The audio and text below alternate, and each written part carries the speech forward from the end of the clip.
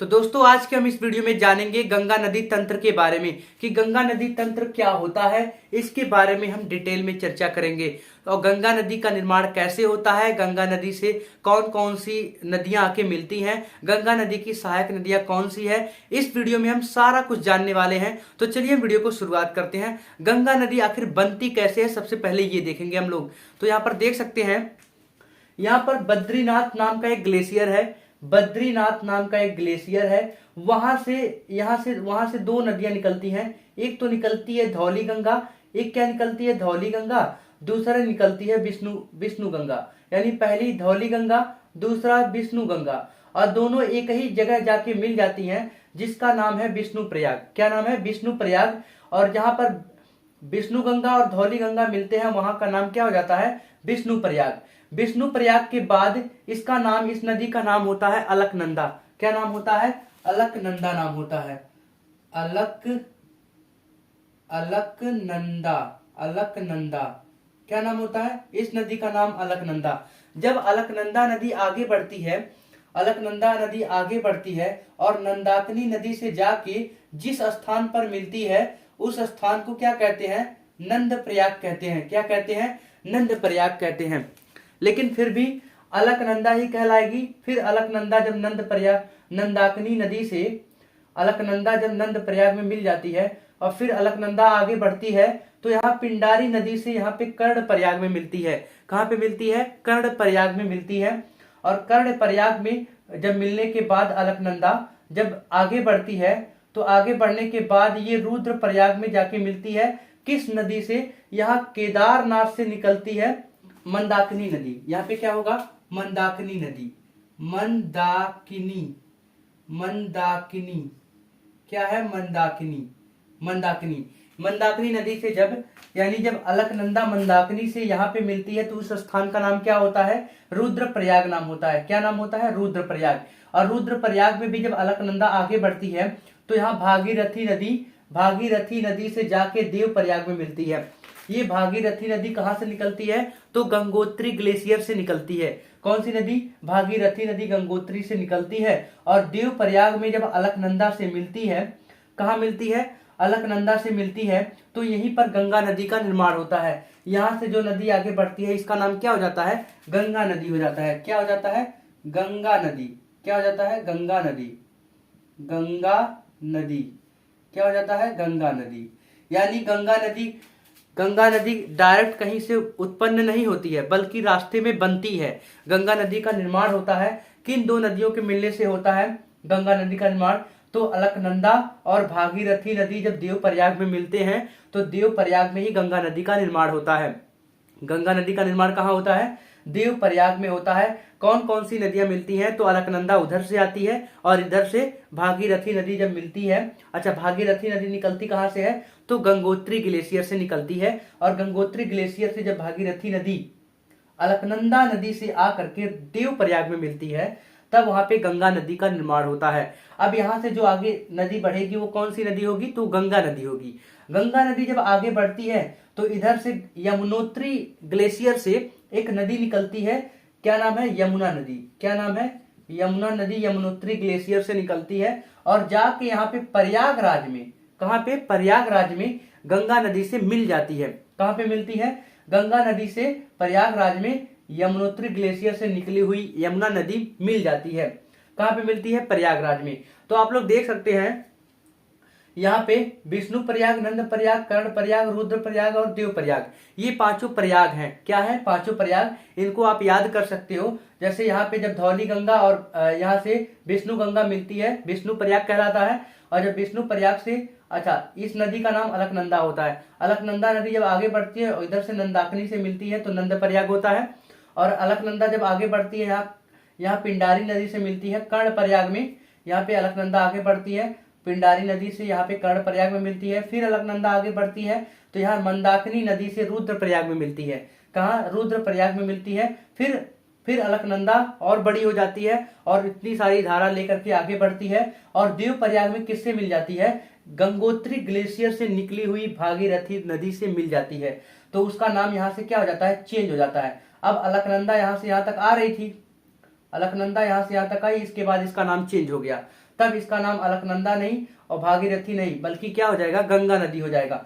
गंगा नदी जब आगे बढ़ती है तो प्रयागराज में यमुनोत्री ग्लेशियर से निकली हुई यमुना नदी से जाके मिलती है, यमुना नदी से जाके मिलती है। और फिर ये गंगा नदी आगे बढ़ती जाती है, गंगा नदी आगे बढ़ती जाती है और उधर से रामगंगा से मिलती है कन्नौज के क्षेत्र में।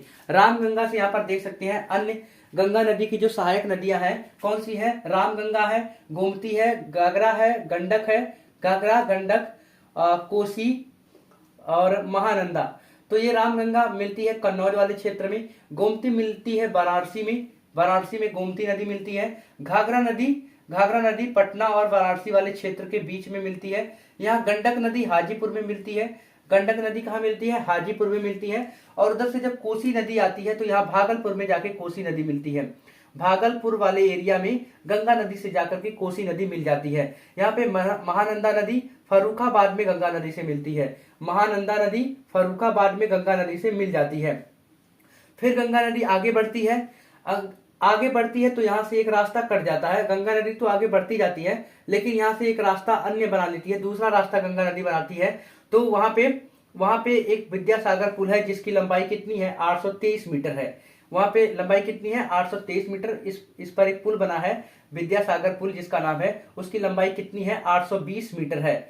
फिर आगे गंगा नदी आगे बढ़ती है तो यहाँ बांग्लादेश में जैसे ही प्रवेश करती है उसको क्या कहा जाता है, पद्मा नदी कहा जाता है। पद्मा के नाम से गंगा नदी को बुलाते हैं, मतलब पद्मा कहा जाता है। और फिर बांग्लादेश में थोड़ा सा आगे बढ़ती है और जहां पे ब्रह्मपुत्र नदी से मिलती है वहां पे जमुना के नाम से जानी जाती है।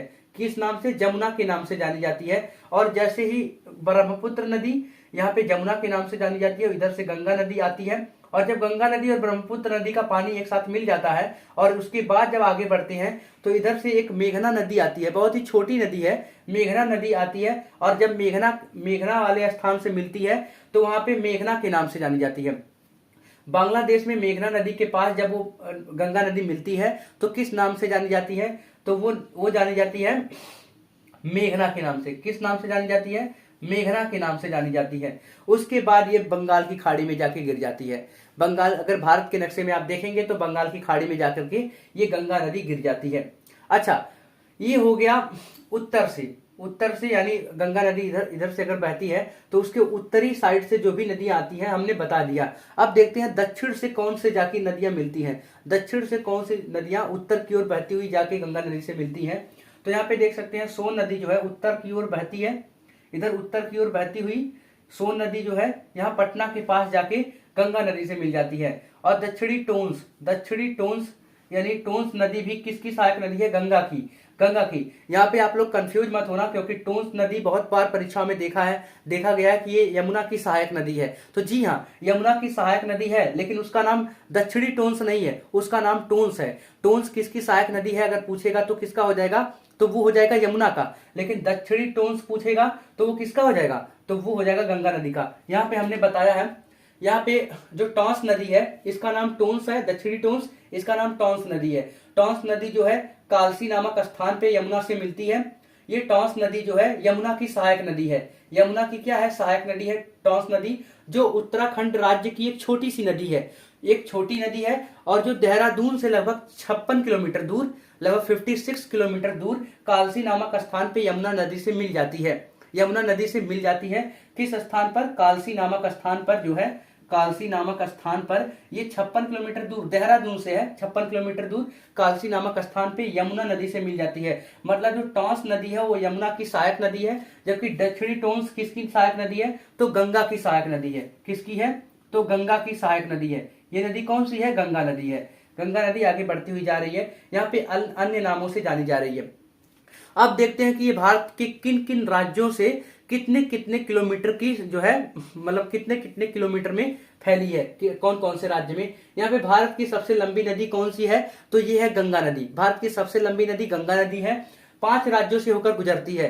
गंगा नदी भारत के कितने राज्यों से होकर गुजरती है, तो 5 राज्यों से होकर गुजरती है, जिसमें उत्तराखंड से 310 किलोमीटर सीमा साझा करती है। मतलब 310 किलोमीटर ऐसे उस उत्तराखंड राज्य से होकर गुजरती है। यूपी से सबसे ज्यादा, यूपी से 1140 किलोमीटर, 1140 किलोमीटर, क्योंकि ये पूरी यूपी से ही होकर जाती है। यहाँ पे आगे मिलता है बिहार जिससे 455 किलोमीटर, जिसे 455 किलोमीटर लगती है, और झारखंड से 84 किलोमीटर, और वेस्ट बंगाल यानी पश्चिम बंगाल से 520 किलोमीटर। और ऐसे होते हुए गंगा नदी जो है पूरा का पूरा यानी कि 2500, कुल लंबाई कितनी है 2525 किलोमीटर है। 2525 किलोमीटर, देखिए 2525 किलोमीटर दूरी तय करने के बाद जाके बंगाल की खाड़ी में गिरती है। मतलब कि कुछ लोग कहते हैं ये गंगा नदी का उद्गम स्थल कहाँ है, तो ये गंगोत्री ग्लेशियर मानते हैं। कुछ लोग गंगोत्री ग्लेशियर को मानते हैं, लेकिन असल में जो है गंगा नदी का उद्गम स्थल गंगोत्री ग्लेशियर नहीं है। गंगोत्री ग्लेशियर से तो भागीरथी नदी निकलती है। हालांकि अगर हिंदी में देखेंगे तो भागीरथी नदी गंगा का पर्यायवाची है, लेकिन ये भागीरथी नदी गंगा नदी नहीं है। गंगा नदी रास्ते में जाके बनती है, रास्ते में जाके बनती है। जैसे गंगोत्री ग्लेशियर से तो भागीरथी नदी निकलती है, और इधर से अलकनंदा नदी जब आके यहाँ पे मिलती है, मतलब कि देव प्रयाग में मिलती है, उसके बाद से ही गंगा नदी के नाम से जानी जाती है, ना कि गंगा नदी जो है गंगोत्री ग्लेशियर से निकलती है। बात समझ में आ रहा है कि नहीं आ रहा है? यहाँ पर देख सकते हैं अमरकंटक पहाड़ी से सोन नदी और दक्षिणी टोंस निकलती है, जो गंगा की सहायक नदी है। और गंगा नदी को अन्य नाम से क्या जाना जाता है, यहाँ पर देख सकते हैं भागीरथी नदी के नाम से भी जाना जाता है। भागीरथी नदी के नाम से जाना जाता है। यहाँ पे गंगा नदी को भागीरथी नाम से जाना जाता है, लेकिन असल में गंगा नदी का निर्माण कहाँ होता है, देव प्रयाग में अलकनंदा और भागीरथी की नदी से मिलने से होता है। तो गंगा नदी तो जन्म करते हैं यहाँ पे भागीरथी नदी, इसी का ही नाम होता है पद्मा नदी। ये तो यहाँ पे पद्मा नदी बांग्लादेश में जब पहुंचती है गंगा नदी, तो वहां पे पद्मा के नाम से जानी जाती है। और आगे चल के आगे जाती है तो आगे जाती है तो मेघना से मिलती है, और मेघना नदी के नाम से जानी जाती है। गंगा नदी ही मेघना नदी के नाम से जानी जाती है। उसके बाद तो ये बंगाल की खाड़ी में जाके गिर जाती है। आई होप आपका इससे जो है परीक्षाओं में एक क्वेश्चन पूछे जाते हैं, कई बार परीक्षाओं में ये इससे क्वेश्चन बने हैं कि रुद्रप्रयाग में कौन सी 2 नदियां आके मिलती हैं। ये रुद्रप्रयाग में कौन सी 2 नदियां आके मिलती हैं, तो मंदाकिनी और अलकनंदा आके मिलती है। रुद्रप्रयाग में मंदाकिनी और अलकनंदा आके मिलती है। और कुल कितने प्रयाग होते हैं ये भी पूछा है। तो कुल कितने प्रयाग होते हैं, टोटल 5 प्रयाग होते हैं, जिसमें से क्या हो जाएगा विष्णु प्रयाग, नंद प्रयाग, और यहाँ कर्ण प्रयाग, रुद्र प्रयाग और देव प्रयाग। यानी विष्णु प्रयाग, नंद प्रयाग, कर्ण प्रयाग और रुद्र प्रयाग, देव प्रयाग। ये टोटल 5 प्रकार के हैं प्रयाग, आप इनको याद कर सकते हो। और सबसे ज्यादा इंपॉर्टेंट यही देव प्रयाग है, क्योंकि देव प्रयाग में ही भागीरथी नदी और अलकनंदा नदी आके मिलती है और गंगा नदी का निर्माण होता है। यहाँ पर ये बहुत ज्यादा इंपॉर्टेंट है। तो यहाँ पर देख सकते हैं एक हमने ट्रिक बनाया है। क्या बनाया है? ट्रिक बनाया है किस इसकी गंगा नदी की सहायक नदियों को याद करने का। तो मुख्य जो प्रमुख सहायक नदियां है गंगा नदी की, उसको याद करने का एक ट्रिक बनाया है। रामगंगा, गोमती, घाघरा, गंडक और कोसी और महानंदा। इसका है RG3KM। R मतलब रामगंगा, R फॉर रामगंगा, और G3 का मतलब है गोमती घाघरा गंडक। G3 का मतलब गोमती घाघरा गंडक, और K फॉर होता है कोसी नदी, और M फॉर होता है महानंदा, M फॉर महानंदा। आप इस ट्रिक के माध्यम से इसको याद कर सकते हो। इस ट्रिक के माध्यम से आप इसे याद कर सकते हो। आई होप आपका ये पूरा कवर हो गया होगा। अगर आप चाहोगे तो इसे नोट कर सकते हो, बहुत ही ज्यादा इंपॉर्टेंट है। आई होप आपको ये वीडियो समझ में आया होगा। अगर वीडियो अच्छा लगा हो तो वीडियो को लाइक कर दो, चैनल पे नए हो तो चैनल को सब्सक्राइब भी कर लेना। मिलते हैं ऐसे ही और वीडियो के साथ नेक्स्ट वीडियो में, तब तक के लिए धन्यवाद। जय हिंद दोस्तों।